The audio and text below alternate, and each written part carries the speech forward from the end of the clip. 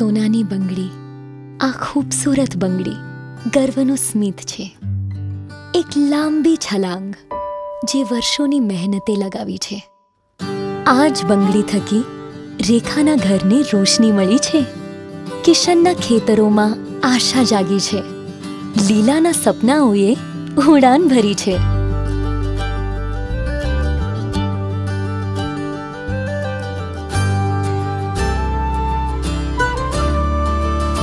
એટલા માટે જ આ બંગડીમાં માત્ર દીકરીની ખુશી જ નહીં, બહેતર દુનિયાની દુઆઓ પણ ચમકી રહી છે.